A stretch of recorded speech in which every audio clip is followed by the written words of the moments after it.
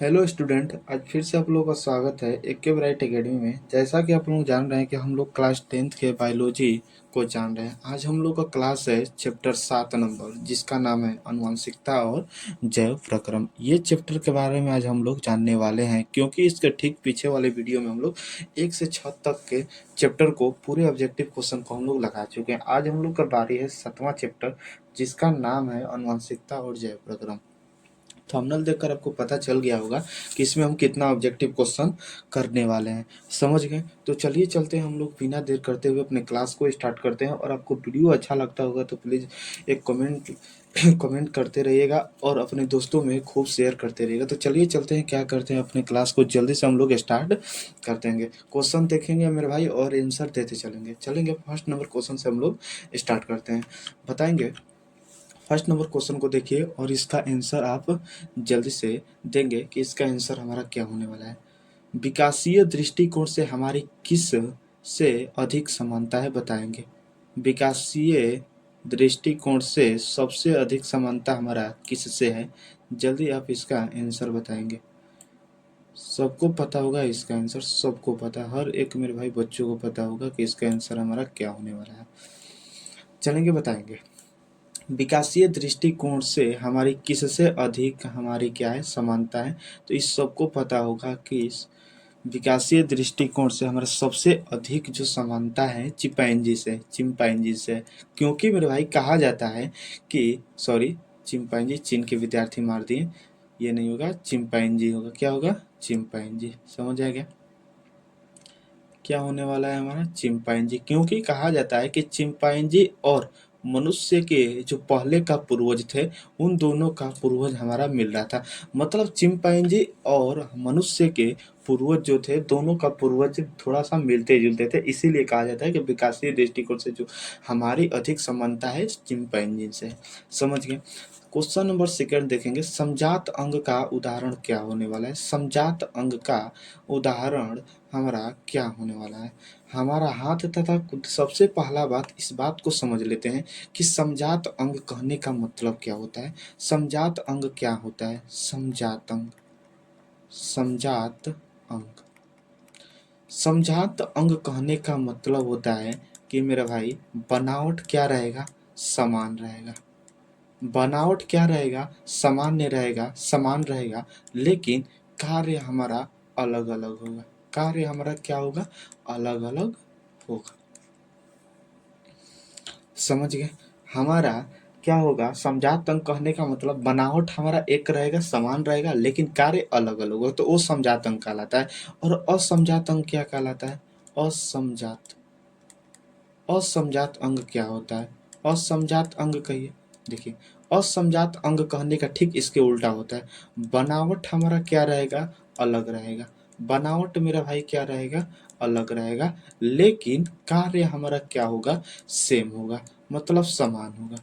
समझ में आ गया ना? तो जब दो चीज एक ही जैसा होता है तो मेरे भाई दोनों को नहीं हम याद करते हैं, एक ही चीज को याद करते हैं, क्योंकि दूसरा चीज ठीक इसके हमारा उल्टा होता है। समजात अंग कहने का मतलब होता है बनावट हमारा सेम रहेगा, बनावट समान रहेगा, लेकिन कार्य हमारा अलग अलग रहेंगे।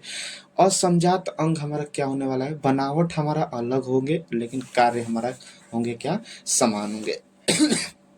याद रखेंगे, याद रखेंगे कि ये जो हमारा असमजात है, इसे समरूप भी कहते हैं। क्या कहते हैं? समरूप भी कहते हैं। और इसे और क्या कहते हैं? समवृत्ति कहते हैं। क्या कहते हैं? समवृत्ति अंग भी कहते हैं। हमारा सब एक ही होता है। तो देख लीजिए, समजात अंग क्या होता है। समजात अंग कहने का मतलब बनावट से कार्य हमारा अलग है। हमारा हाथ तथा कुत्ता का अग्रपाद कहने का मतलब है कि मनुष्य का जो हाथ होता है और कुत्ता का जो आगे वाला हमारा होता है, वो क्या सेम होता है? तो हम मेरे भाई सेम होता है, बनावट सेम होता है। हम लोग का जो हाथ सेम बना हुआ है, ठीक उसी तरह कुत्ता का अग्रपाद भी हमारा सेम बना है, लेकिन हमारा काम क्या है? अलग अलग। हाथ हम लोग क्या करते हैं? किसी को पकड़ने के लिए करते हैं, किसी को चीज को पकड़ने के लिए यूज करते हैं। तो ये हाथ जो कुत्ता का जो अग्रपाद होता है, वो चलने का होता है, मतलब बनावट सेम है, काम अलग अलग है। हमारा ये क्या हो जाएगा? समझाता हूँ होगा।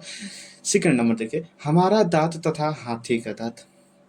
समझ में आ गया ना? और आलू एवं घास के आलू एवं घास के ऊपरी क्या होता है? आलू एवं घास के ऊपरी भूस्तारी और सभी बताएंगे। तो ये तो आपको दिख गया कि हमारा हाथ तथा कुत्ता का अग्रपाद जो होता है कैसा हमारा होता है? समजात अंग होता है। चलेंगे तीसरा नंबर बताएंगे कि स्त्रियों में कौन सा लिंग गुणसूत्र होता है? स्त्रियों में कौन सा लिंग गुणसूत्र हमारा होते हैं? जल्दी से आप बताएंगे। तो स्त्रियों में जो लिंग गुणसूत्र होता है हमारा क्या क्या होता है? एक्स एक्स होता है। क्या होता है? X x. आप बताएंगे पुरुषों में कौन सा लिंग गुणसूत्र होता है? कमेंट में बताएंगे पुरुषों का कौन सा लिंग गुणसूत्र होता है। चलेंगे 4 नंबर क्वेश्चन बताइए। कीटों के पंख और चमगादड़ के पंख किस प्रकार के मेरे भाई होंगे? अंग बताएंगे। कीटों के पंख कहने का मतलब तितली का मान लेते हैं, तितली का पंख, और चमगादड़ तितली और चमगादड़ के पंख किस तरह के होंगे? समजात, अवशेषी, समवृद्धि अंग या असमजात अंग, या कोई नहीं बताएंगे। तो एक चीज देख लीजिए कि हमारा जो तितली का पंख होता है और चमगादड़ का पंख जो होता है हमारा क्या होता है? अलग अलग होता है। बनावट क्या होता है?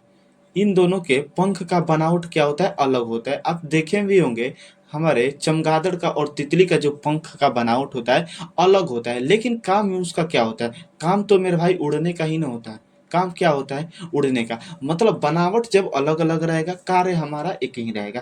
कहने का मतलब है कि तितली और चमगादड़ का जो पंख होता है बनावट तो हमारा क्या है? अलग अलग होता है, बनावट उसका अलग अलग होता है, और हमारा जो कार्य होता है एक ही होता है, उड़ने का।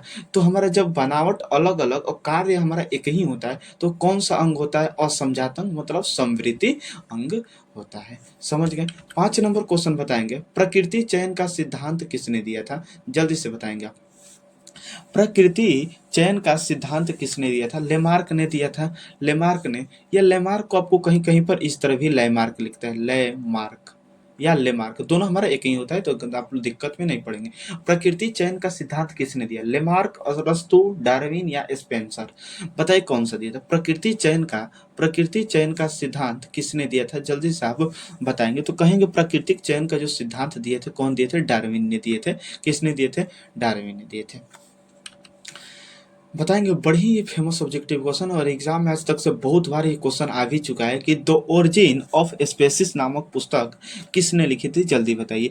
The origin of species, the origin of species, the origin of species नामक पुस्तक किसने लिखी थी? तो ये हर एक बच्चे को पता है कि हमारे किसने लिखे थे? डार्विन ने लिखे थे। किसने लिखा था? डार्विन ने लिखा था। चलेंगे 7 नंबर क्वेश्चन बताएंगे कि मानव शरीर के किसी सामान्य कोशिका में गुणसूत्र के कितने युग्म होते हैं? युग्म मतलब याद रखे रहिएगा, जोड़ा होता है। क्या होता है मेरे भाई? जोड़ा होता है। जल्दी से इसका आंसर बताएंगे। मानव शरीर के किसी सामान्य कोशिका में गुणसूत्र के कितने युग्म होते हैं? कहने का मतलब है मानव शरीर के किसी सामान्य कोशिका में कितने जोड़ी हमारा होता है? क्या? गुणसूत्र, क्रोमोसोम। कितने जोड़े हमारा गुणसूत्र होता है मनुष्य के अंदर? तो सबको पता है। अगर जब सर जोड़ा बात करेगा तो 23 जोड़ा कहेंगे, और संख्या पूछ देगा तो हमारा 46 हो जाएगा। तो आपसे क्या पूछा है? जोड़ा पूछा है, मतलब 23 जोड़ा हमारा राइट आंसर हो जाएगा। 8 नंबर क्वेश्चन पढ़ेंगे और इसका आंसर मेरे भाई जल्दी से देंगे। क्या होने वाला है? किसी जीव की जीनी संरचना कहलाती है? बताएंगे। ये सबको पता होगा कि किसी जीव की जीनी संरचना क्या कहलाती है। जी से जीनी हो जाएगा, जी से जीन प्ररूपी या जीनोटाइप हमारा हो जाएगा। समझ गए? तो किसी जीव की जीनी संरचना जो होती है क्या कहलाती है? जीन प्ररूप या जीनोटाइप कहलाती है। चलेंगे बताएंगे। मेंडल ने 9 नंबर क्वेश्चन है कि मेंडल ने अपने प्रयोग के लिए बगीचे में उगाए जाने वाले किस पौधे का चयन किया? मतलब मेंडल जिस पौधे पर अपना प्रयोग किया था उस हमारे पौधे का क्या नाम था? वो तो सबको पता है। क्या नाम था? मटर था। कितना क्या नाम था उस पौधे का? मटर नाम था। समझ में आ गया ना? चलेंगे 10 नंबर क्वेश्चन देखेंगे। अफ्रीकी मानव का सबसे निकट संबंध है? बताएंगे। अफ्रीकी अफ्रीकी मानव का सबसे निकट जो संबंध है हमारा किससे है? जल्दी से बताएंगे। तो सबको पता है चिंपैंजी से। चिंपैंजी समझ गए किससे है? चिंपैंजी, सबको पता है, पीछे भी हमारा क्वेश्चन ये आया था। 11 नंबर क्वेश्चन आप बताएंगे, पढ़ेंगे और क्वेश्चन देंगे। जीव विज्ञान की वह शाखा जिसके अंतर्गत विभिन्नता तथा अनुवांशिकता का अध्ययन किया जाता है क्या कहलाता है? ये क्वेश्चन सबको पता होगा, क्या कहलाता है कि जीव विज्ञान की वह शाखा जिसके अंतर्गत विभिन्नता तथा अनुवांशिकता का अध्ययन करते हैं तो क्या कहलाएगा? सर, जिस विज्ञान के अंतर्गत हम विभिन्नता और अनुवांशिकता का अध्ययन करेंगे तो वो तो अनुवांशिक ही कहलाएगा। क्या कहलाएगा? अनुवांशिक ही कहलाएगा। 12 नंबर क्वेश्चन बताएंगे, प्लेनेरिया की आंखें कैसी है? प्लेनेरिया की आंखें कैसी है बताएंगे। साधारण है, संयुक्त है, हमारी आंखों की तरह है, मेढक की आंखों की तरह। इसका आंसर जल्दी से आप बताएंगे, कैसी है जल्दी से बताएंगे। इसका आंसर आप कमेंट में जल्दी से देंगे। 13 नंबर क्वेश्चन बताएंगे, गुणसूत्र बने होते हैं, किससे मिलकर बने होते हैं? गुणसूत्र बने होते हैं डीएनए के, प्रोटीन के, डीएनए तथा प्रोटीन के, या कोई नहीं। इसका आंसर जल्दी बताएंगे। तो सर कहेंगे गुणसूत्र जो बने होते हैं हमारे डीएनए एवं प्रोटीन के बने होते हैं। किसके बने होते हैं? डीएनए एवं प्रोटीन के, मतलब ऑप्शन नंबर सी हमारा राइट हो जाता है। समझ गए बात को? 14 नंबर क्वेश्चन बताएंगे, जिन शब्द किसने प्रस्तुत किए? मतलब जिन शब्द किसने नाम दिया? जिन शब्द किसने नाम दिया? मेंडल ने, डार्विन ने, जॉनसन ने, या लेमार्क ने? जल्दी से बताएंगे कि जिन शब्द किसने प्रस्तुत किया। तो सबको पता है कि जो जिन शब्द हमारे प्रस्तुत करने वाले महान वैज्ञानिक जो थे, कौन थे? जॉनसन थे। कौन थे? जॉनसन। समझ गए? 15 नंबर क्वेश्चन बताएंगे, गुणसूत्र कहाँ पाए जाते हैं? सबको बताइए, सब बताइए, गुणसूत्र हमारा कहाँ पाए जाते हैं? गुणसूत्र कहाँ पर पाए जाते हैं? कोशिका में, उत्तक में, केंद्रक में, या सभी में? इसका भी आंसर आप ही देगा, बड़ी इजी हमारा क्वेश्चन है। 16 नंबर क्वेश्चन बताएंगे, क्या होगा? मेंडल ने मटर के पौधे में किन विभिन्न विकल्पी लक्षणों को चयनित किया था बताएंगे। मेंडल ने मटर के पौधे में किन विभिन्न विकल्पी लक्षणों को चयनित किया था? जल्दी से बताएंगे। तो सबको पता होगा, गोल। कैसा? गोल। 17 नंबर क्वेश्चन बताइए, पुरुषों में कौन सा लिंग गुणसूत्र पाया जाता है? क्वेश्चन आपसे पूछे भी थे और आ भी गया कि पुरुषों में कौन सा लिंग गुणसूत्र होता है? तो पुरुषों में जो होता है हमारा क्या होता है? एक्स वाई होता है। क्या होता है मेरे भाई? एक्स वाई होता है। समझ गए बात को? 18 नंबर क्वेश्चन बताइए, वंशागत नियमों का प्रतिपादन किसने किया था? वंशागत नियमों का प्रतिपादन किसने किया था? जल्दी से बताएंगे। तो वंशागत नियमों का जो प्रतिपादन हमारे किए थे, कौन थे? ग्रेगर जॉन मंडल। समझ गए? 19 नंबर क्वेश्चन बताएंगे, उस जीव का, सॉरी, उस पौधे का नाम बताइए जिस पर मेंडल ने प्रयोग किए थे। उस पौधे का नाम बताइए जिस पर मेंडल ने प्रयोग किए, तो उस पौधा का नाम है मटर। इस बात को आप याद रखेंगे। 20 नंबर क्वेश्चन बताइए, मेंडल के मटर के पौधे के कुल कितने जोड़े विकल्पी लक्षणों का अध्ययन किया? मेंडल के मटर के पौधे के कुल कितने जोड़ी विकल्पी लक्षणों का अध्ययन किया? मतलब कहने का मतलब है कि मेंडल ने जब अपने मटर के पौधे पर प्रयोग कर रहे थे तो मटर के कितने जोड़े विकल्पी लक्षणों का अध्ययन किए थे? ये चीज आपसे पूछा तो याद रखे रहेगा, 7। कितना मेरे भाई? 7 जोड़े विकल्पी लक्षणों का अध्ययन उन्होंने किया था। 21 नंबर क्वेश्चन आप बताएंगे, जीव विज्ञान की वह शाखा जिसमें जीवों की आनुवंशिकता एवं विभिन्नता का अध्ययन किया जाता है क्या कहलाता है? जेनेटिक्स, क्रम विकास, या इकोलॉजी, या हिस्टोलॉजी? क्या कहलाता है? इसका आंसर जल्दी से देंगे। तो कहलाता है हमारा क्या? आनुवंशिकता, मतलब जेनेटिक्स। समझ में आ गया ना? आनुवंशिकी मतलब जेनेटिक्स। 22 नंबर क्वेश्चन पढ़ेंगे और इसका आंसर देंगे जल्दी से। निम्न में से कौन एक उभयलिंगी जंतु है? तो उभयलिंगी जंतु तो सबको पता है क्या होता है, केचुआ, जो किसानों का मित्र कहा जाता है। 23 नंबर क्वेश्चन बताएंगे कि प्राकृतिक चुनाव द्वारा जीवों का विकास कहलाता है। प्राकृतिक चुनाव द्वारा जीवों का विकास कहलाता है, क्या कहलाता है? डार्विनवाद, लामार्कवाद, मेंडलवाद, या कोई नहीं? जल्दी से इसका आंसर आप बताएंगे। तो सब कहते हैं कि प्राकृतिक चुनाव द्वारा जीवों का जो विकास हमारा कहलाता है, वो चीज हमारा क्या कहलाता है? डार्विनवाद कहलाता है। समझ गए? 24 नंबर क्वेश्चन आप बताएंगे। 24 नंबर क्वेश्चन बताएंगे कि निम्न में से किसे अनुवांशिकी का पिता कहा जाता है? किन्हें अनुवांशिकी का पिता कहा जाता है? जल्दी से इस चीज को आप बताएंगे। बड़ी ही फेमस ऑब्जेक्टिव क्वेश्चन है और पूछा भी क्वेश्चन है कि निम्न में किसे अनुवांशिकी का पिता कहा जाता है? तो हम ग्रेगर जेन मेंडल को कहते हैं। 25 नंबर क्वेश्चन बताएंगे, उपार्जित लक्षणों का वंशागति सिद्धांत किसने प्रतिपादित किया था? उपार्जित लक्षणों का वंशागति सिद्धांत किसने प्रतिपादित किया था? लमार्क ने, मेंडल ने, हैंडलेन ने या यूरे ने? हेल्डेन ने या मेंडल ने या लैमार्क या यूरे, किसने किया था? उपार्जित लक्षणों का वंशागति सिद्धांत किसने दिया था? जल्दी से आप इसका आंसर बताएंगे तो बोलेंगे सर लमार्क ने हमारा उपार्जित लक्षणों का वंशागति सिद्धांत दिया था। 26 नंबर क्वेश्चन अब बताएंगे, पक्षी एवं चमगादड़ के पंख निम्न में से किस प्रकार के अंक के श्रेणी में आते हैं? पक्षी हो गए और हमारे चमगादड़ हो गए। पक्षी हो गए, पक्षी में कोई भी पक्षी को ले लीजिए, और चमगादड़ हो गए। उनके जो होते हैं, इस चीज को तो आप देखकर ही बता देंगे कि सर पक्षी जो होता है, मान लेते हैं हम क्या लेते हैं, किसी को भी ले लेते हैं, अगर कौवा को ले लेते हैं, मान लेते हैं कौवा को ले लेते हैं, तो कौवा का और चमगादड़, कौवा का और चमगादड़ दोनों के जो पंख का बनावट होता है, दोनों के जो पंख का बनावट होता है हमारा क्या होता है, अलग होता है। लेकिन जब काम का बात करें तो काम में हमारा क्या होता है, सेम होता है, उड़ने का काम होता है। तो हमारा क्या देखिए कि बनावट हमारा अलग अलग है। बनावट जब भी अलग रहता है तो हमारा क्या होता है, असमजात होता है, मतलब असमजात अंक के श्रेणी में हमारे आ जाते हैं। 27 नंबर क्वेश्चन बताएंगे, मानव के ऑटोसोम की संख्या होती है, मानव में ऑटोसोम की संख्या होती है, कितनी जोड़ी होती है? जल्दी से आप इसका आंसर बताएंगे। 22 जोड़ी, 23 जोड़ी, 21 जोड़ी या 24 जोड़ी? हम तो यहाँ पर बोलेंगे सर 23 जोड़ी जो होती है, कुल हमारे गुणसूत्र होते हैं, कुल गुणसूत्र हमारे कुल गुणसूत्र कितने होते हैं? 23 जोड़े होते हैं। लेकिन आपसे 23 जोड़े में सबको पता है सर कि जो 22 जोड़े होते हैं मेल और फीमेल दोनों में सेम होते हैं, जिसे क्या कहते हैं, ऑटोसोम कहते हैं। क्या कहते हैं मेरे भाई? ऑटोसोम कहते हैं। और जो 23वां जोड़ा होता है, जो 23वां जोड़ा होता है हमारा लिंग क्रोमोसोम होता है। क्या कहलाता है? लिंग क्रोमोसोम। यही लिंग क्रोमोसोम मतलब 23वां जोड़ा क्रोमोसोम ही निर्धारित करता है कि कौन लड़का है और कौन लड़की, क्योंकि इसमें 22 जोड़ा तो मेरा भाई ऑटोसोम होता है जो मेल और फीमेल दोनों में हमारा सेम होता है। लेकिन 23वां जोड़ा हमारा क्या होता है, लिंग क्रोमोसोम होता है, जो हमारे लिंग निर्धारण में यही का यूज काम आता है। तो क्या पूछा है, ऑटोसोम की संख्या। हम देख लिए ऑटोसोम कितना जोड़ा मेरे भाई, 22 जोड़ा, मतलब ऑप्शन नंबर ए हमारा यहाँ पर राइट बन जाता है। समझ गए बात को? 28 नंबर क्वेश्चन बताएंगे, मनुष्य में लिंग निर्धारण करता है। देखिए क्वेश्चन आगे हम आपसे हम आपको बताए थे ना कि लिंग निर्धारण हमारा कौन करता है, तो हम आपको यहीं पर बता देते हैं फिर से, क्योंकि कुल हमारे कितने जोड़े होते हैं, क्रोमोसोम गुणसूत्र कितने जोड़े होते हैं, 23 जोड़ा होता है। कितना जोड़ा मेरे भाई?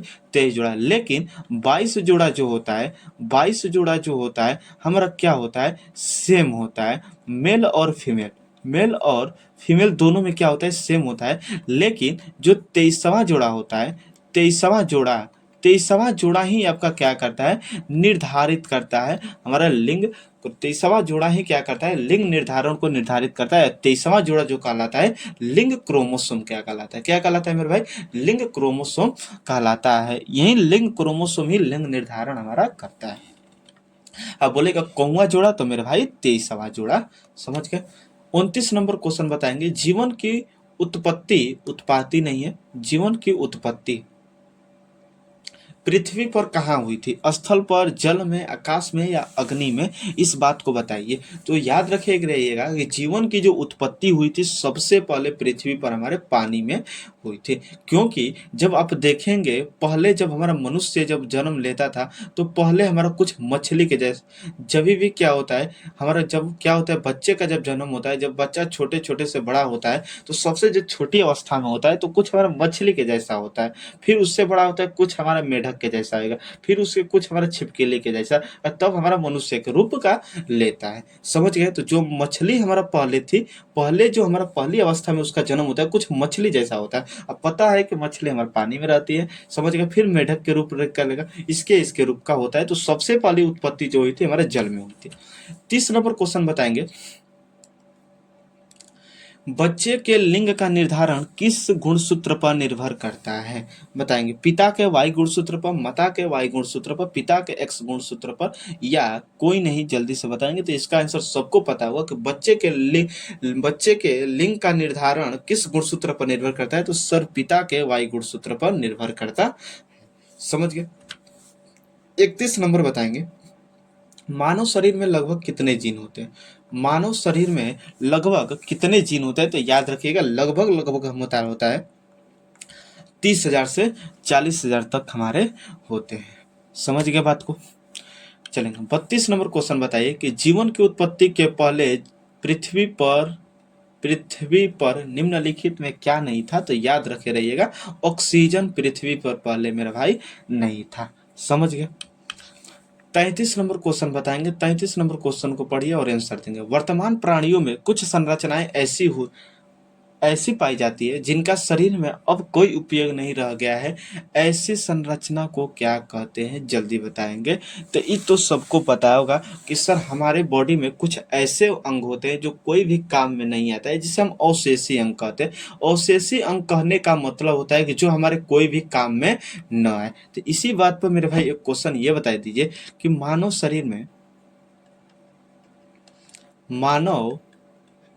शरीर में कौन सा अवशेषी अंग है? कौन सा अवशेषी अंग है? जल्दी से बताइए। मानव शरीर में कौन ऐसा अवशेषी अंग है? बताएंगे। हमारे बॉडी में कुछ अवशेषी अंग है, और है भी तो क्या नाम है? कमेंट में इसका नाम आप बताएंगे। 34 नंबर क्वेश्चन बताएंगे, पढ़ेंगे और इसका आंसर देंगे कि कौन सा वैज्ञानिक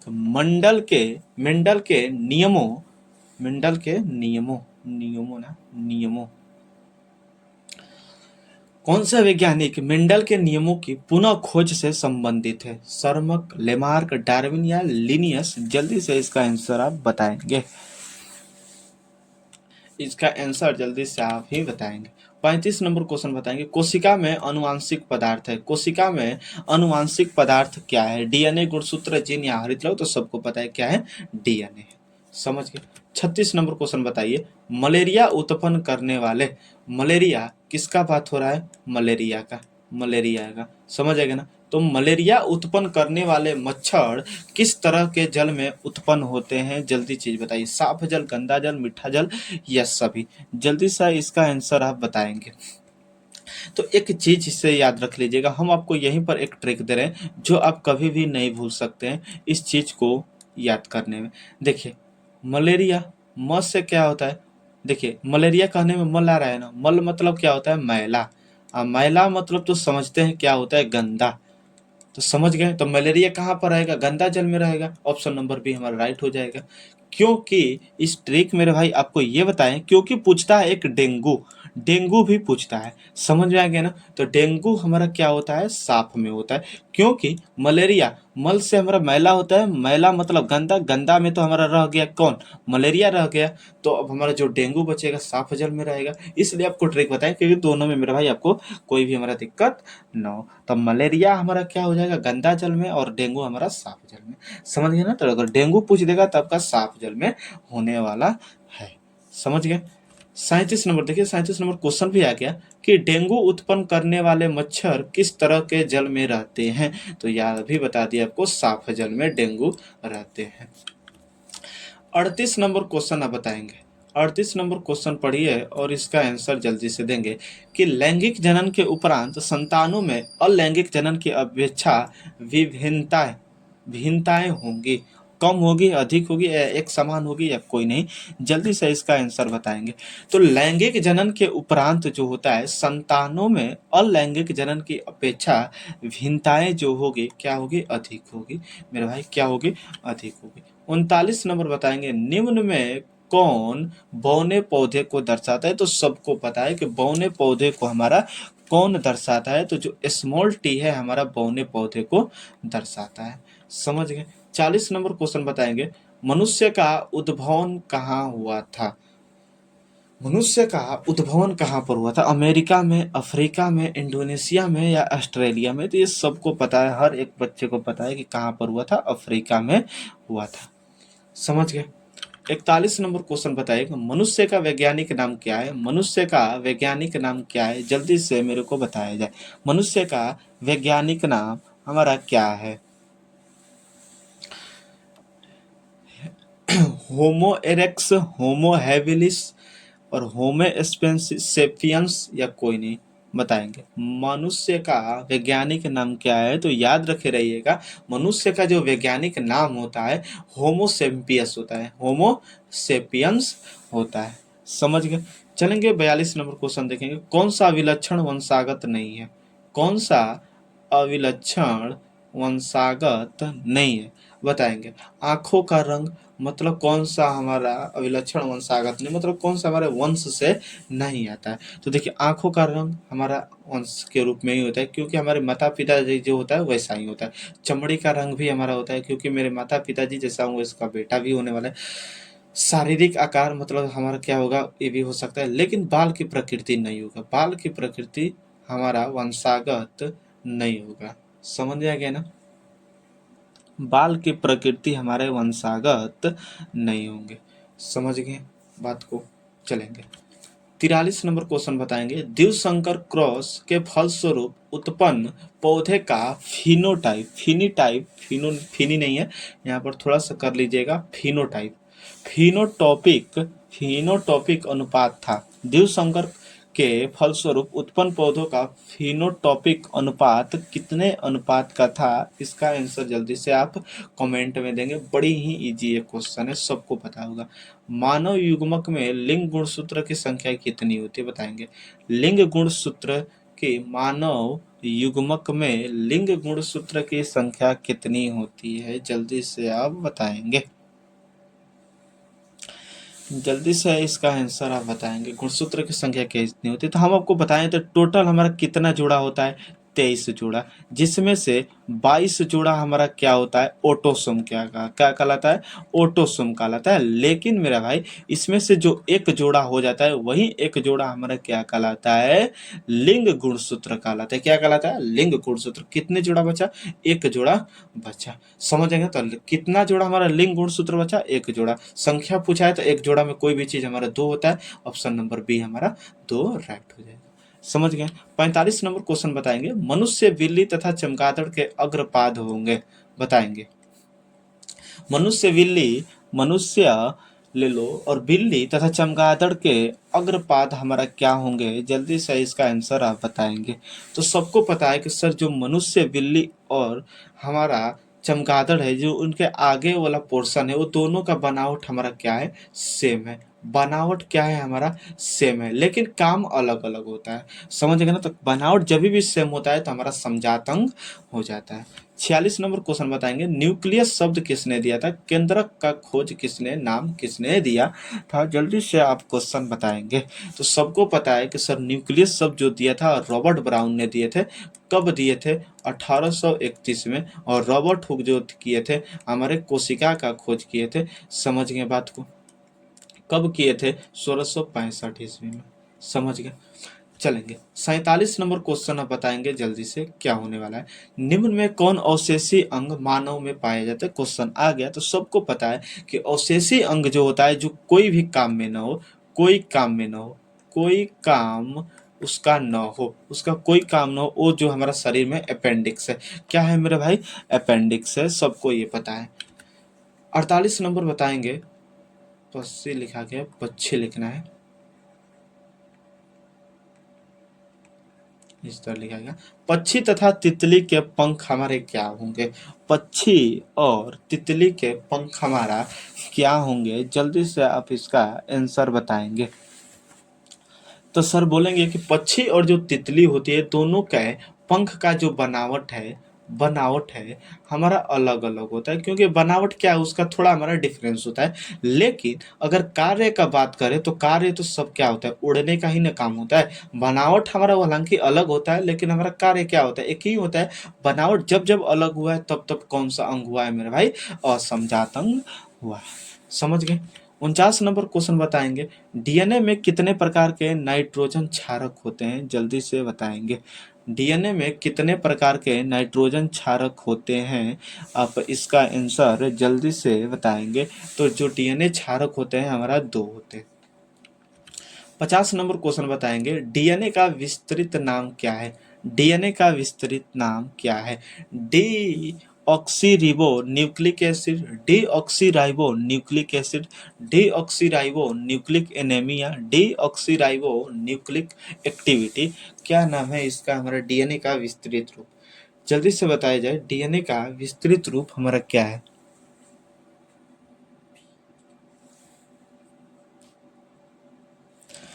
डीएनए का विस्तृत रूप क्या है, तो सबको पता है डीऑक्सीराइबो न्यूक्लिक एसिड हमारा है। ऑप्शन नंबर बी हमारा राइट हो जाएगा, डीऑक्सीराइबो न्यूक्लिक एसिड। समझ गए। चलेंगे 51 नंबर क्वेश्चन बताएंगे, कान के निचले हिस्से को क्या कहते हैं।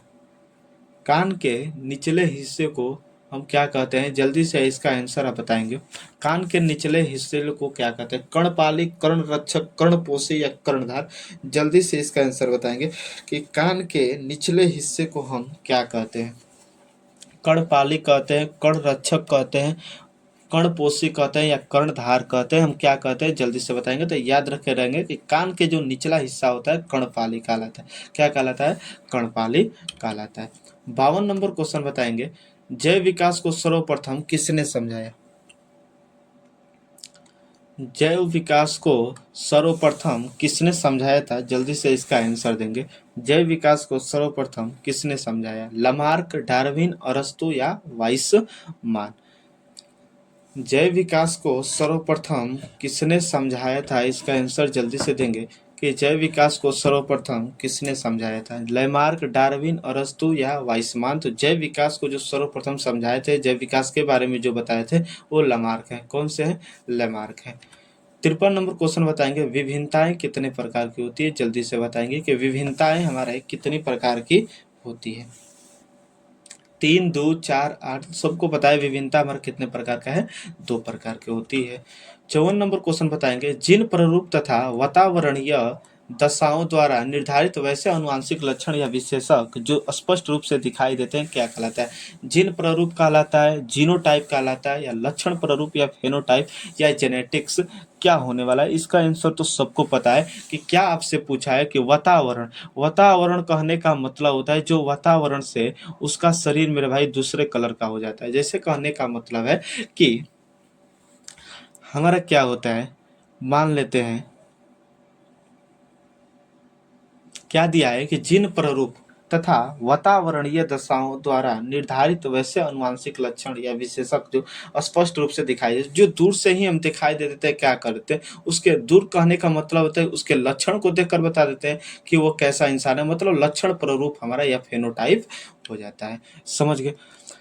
चलेंगे 55 नंबर क्वेश्चन बताएंगे, ग्रेगर जनमंडल व्यक्तिगत जीवन में क्या थे, जल्दी से बताएंगे। नाविक थे, व्यापारी थे, पादरी थे या कृषक थे, जल्दी से इसका आंसर बताएंगे। तो याद रखिए ग्रेगर जनमंडल सबको पता है व्यक्तिगत रूप से जो थे क्या थे, पादरी थे। 56 नंबर क्वेश्चन बताएंगे, मेंडल ने जनक पीढ़ी को किस अक्षर से सूचित किया था। ये क्वेश्चन हर एक बच्चों को पता होगा कि मेंडल ने जनक पीढ़ी को किस अक्षर से सूचित किया था, तो पी अक्षर से सूचित किया था। समझ गए बात को।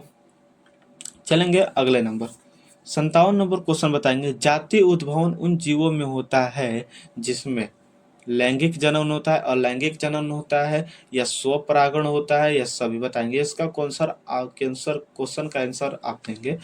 58 नंबर क्वेश्चन बताएंगे, किसी भी प्रजाति विशेषक के एक समिष्ट या आबादी में स्थित समस्त जीन उस आबादी का क्या कहलाता है, जल्दी से बताइए। किसी भी प्रजाति विशेषक के एक समिष्ट या आबादी में स्थित समस्त जीन उस आबादी का क्या कहलाता है, तो जीन कोष कहलाता है। क्या कहलाता है, जीन कोष कहलाता है। 59 नंबर बताएंगे, प्राकृतिक वर्ण द्वारा जैव विकास इस सिद्धांत के जनक कौन थे। प्राकृतिक वर्ण द्वारा जैव विकास इस सिद्धांत के जनक कौन थे, तो बताइए। तो इसका जो जनक थे हमारे कौन थे, डार्विन थे। समझ गए। 60 नंबर क्वेश्चन बताएंगे, उपार्जित लक्षण वंशागत नहीं होता है, यह किसने कहा था। बड़ी ही फेमस क्वेश्चन है कि उपार्जित लक्षण जो होते हैं वंशागत नहीं होते हैं, जल्दी से बताया जाए। उपार्जित लक्षण जो होते हैं वंशागत नहीं होता है, यह किसने कहा था, वाइसमान ने कहा था। इन्होंने ही पूरे प्रूफ के साथ करने के लिए 21 पीढ़ी चूहे के पूंछ को काटकर दिखाया था कि हमारा उपार्जित जो लक्षण है वंशागत नहीं होते हैं। समझ जाएंगे ना। 61 नंबर बताएंगे, फिलोसफिक जूलॉजिक नामक पुस्तक के लेखक कौन है। बड़ी ही फेमस ये क्वेश्चन है कि फिलोसफिक जूलॉजिक नामक पुस्तक के लेखक हमारे कौन है। जल्दी इसका आंसर बताएंगे। लेमार्क थे, डार्विन थे, वाइसमान थे या कोई नहीं। तो फिलोसफिक जूलॉजिक नामक पुस्तक के जो लेखक थे हमारे कौन थे, लेमार्क थे। समझ गए आगे। चलेंगे 62 नंबर क्वेश्चन बताएंगे, किसके मतानुसार जीवों में प्रजनन के द्वारा अधिक से अधिक संतान उत्पन्न करने की क्षमता होती है, बताएंगे। किसने कहा था कि जीवों में प्रजनन के द्वारा अधिक से अधिक संतान उत्पन्न करने की क्षमता होती है, किसने ये कहा था। डार्विन ने कहे थे, मेंडल ने कहे थे, हेल्डेन के द्वारा या अरस्तु के द्वारा। किसने कहा था कि जीवों में प्रजनन के द्वारा अधिक से अधिक संतान उत्पन्न करने की क्षमता होती है, यह किसने कहा था, जल्दी से आप बताएंगे। तो याद रखे रहेगा, ये जो स्टेटमेंट बोले थे मेंडल ने बोले थे। किसने बोले थे, मेंडल ने बोले थे। समझ गए। 63 नंबर क्वेश्चन बताएंगे, फ्रेडरिक मिशन ने न्यूक्लिक नाम किसने दिया, बताएंगे। फ्रेडरिक मिसर ने न्यूक्लिक नाम किससे दिया था, जल्दी से इसका आंसर बताएंगे। 64 नंबर क्वेश्चन बताइए, प्रत्येक गुणसूत्र 2 कुंडली धागों का बना होता है, जिसे हम क्या कहते हैं। ये तो क्वेश्चन हर एक को पता होगा कि प्रत्येक गुणसूत्र 2 कुंडलित नलिका धागों का बना होता है, जिसे हम क्या कहते हैं, अर्ध गुणसूत्र कहते हैं। क्या कहते हैं, अर्ध गुणसूत्र कहते हैं। 65 नंबर क्वेश्चन बताएंगे कि विकास के आधार पर निम्न में से किसका शारीरिक अविकल्प उत्तम है। विकास के आधार पर निम्न में से किसका शारीरिक अविकल्प उत्तम है, सबसे अच्छा है, जल्दी से बताएंगे। जीवाणु का, मकड़ी का, मछली का या चिंपैंजी का। तो सबको पता है किसका है, चिंपैंजी का। 66 नंबर क्वेश्चन बताएंगे, प्रसिद्ध पुस्तक द माइक्रोग्राफिया किसके द्वारा लिखी गई थी, जल्दी से बताएंगे। प्रसिद्ध पुस्तक द माइक्रोग्राफिया किसके द्वारा लिखा गया था, जल्दी से बताएंगे। 67 नंबर क्वेश्चन क्या है, किसने प्रमाण दिया कि जीन गुणसूत्र का भाग है। किसने प्रमाण दिया कि जीन जो है गुणसूत्र का भाग है, जल्दी से आप बताएंगे। जल्दी से आंसर बताएंगे इसका, किसने प्रमाण दिया कि जीन जो होता है गुणसूत्र का भाग है। तो इस बात को याद रखे रहेगा, जो T Boveri and W S Sutton जो थे, इन्होंने ही 1902 में कहा था कि जो जीन होते हैं गुणसूत्र का भाग होता है। समझ आएगा ना। ये 66 नंबर क्वेश्चन को देख लीजिए। हमारा प्रसिद्ध पुस्तक द माइक्रोग्राफिया किसके द्वारा लिखी गई थी, इसका आंसर आप दे देंगे कमेंट में। समझ गए। अब आगे क्वेश्चन को हम लोग देखते हैं। 67 ही क्वेश्चन है। लगभग आज हम लोग क्या किए हैं, 65 प्लस क्वेश्चन कर भी चुके हैं। हमारा थंबनेल पर 65 क्वेश्चन था भी और हम कर भी लिए, और बीच बीच में हम लोग को बहुत क्वेश्चन भी किए हैं। तो आज की क्लास में हम लोग कितना क्वेश्चन किए हैं, 65 प्लस क्वेश्चन किए हैं। कितना क्वेश्चन किए हैं, 65 प्लस क्वेश्चन किया। आपको करना क्या है कि 65 लगभग हम 67 क्वेश्चन आज की क्लास में किए हैं। तो 67 क्वेश्चन में आप कितना सही किए हैं, इस चीज़ को आप कमेंट में बताएंगे कि कितना क्वेश्चन आप सही किए हैं, ताकि हमको भी पता चले कि कौन कितना मेरे भाई सही कर रहे हैं। इतने में हम लोग 1 से 7 चैप्टर तक पूरे एंड कर चुके हैं। ऑब्जेक्टिव क्वेश्चन को पूरा अच्छा तरीका से हम लोग एंड कर चुके हैं 1 से 7 चैप्टर तक। आपका और एक चैप्टर है जिसका है 8वां चैप्टर, वो 8वां चैप्टर को हम लोग देखेंगे, 8वां चैप्टर के भी ऑब्जेक्टिव को। समझ गए। तो आपका एक चैप्टर और है, उसके बारे में हम लोग जानेंगे। अभी तक हम कितना जान चुके मेरे भाई, 1 से 7 चैप्टर तक पूरा ओवरऑल हम जान चुके। बहुत ही हम लोग ऑब्जेक्टिव क्वेश्चन बायोलॉजी में किए हैं। सबसे ज़्यादा अगर बात करें तो हमारा चैप्टर सेकेंड जो था श्वसन था, श्वसन में बहुत कुछ क्वेश्चन किए थे, 87 क्वेश्चन थे बस खाली दूसरा चैप्टर से। समझ गए ना। और क्वेश्चन से हम कभी 65 किए, कभी 67 किए, कभी 70 किए, कभी हमारा क्या हुआ 60 हुआ, कभी 65 हुआ, इस तरह हम क्वेश्चन करते रहे। तो आई होप कि आज की क्लास आपको बहुत कुछ सीखने को मिला होगा और बहुत कुछ हमारे जानने को भी मिला होगा क्लास में। अगर आपको क्लास बड़ी ही अच्छा लगता होगा और समझ में आता होगा तो प्लीज़ लाइक कमेंट शेयर और सब्सक्राइब करते रहिएगा और अपने दोस्तों में खूब शेयर करते रहिएगा, ताकि आने वाले जो हमारा अगले वीडियो है तो सब लोग मिलकर हम लोग अपने क्लास को क्या कर सके, कंटिन्यू बना सके। तो चलिए चलते हैं मेरे भाई, अगले वाले फिर से हम लोग वीडियो में मिलेंगे एक नए क्लास के साथ, जो हमारा रहेगा चैप्टर 8, बायोलॉजी का ही चैप्टर 8 हमारा रहने वाला है। तो चलिए चलते हैं अपने क्लास को जल्दी से बंद करके और अगले क्लास की हम लोग तैयारी करते हैं। तब तक के लिए आप लोग को बाय, और वीडियो देखने के लिए दिल से थैंक यू।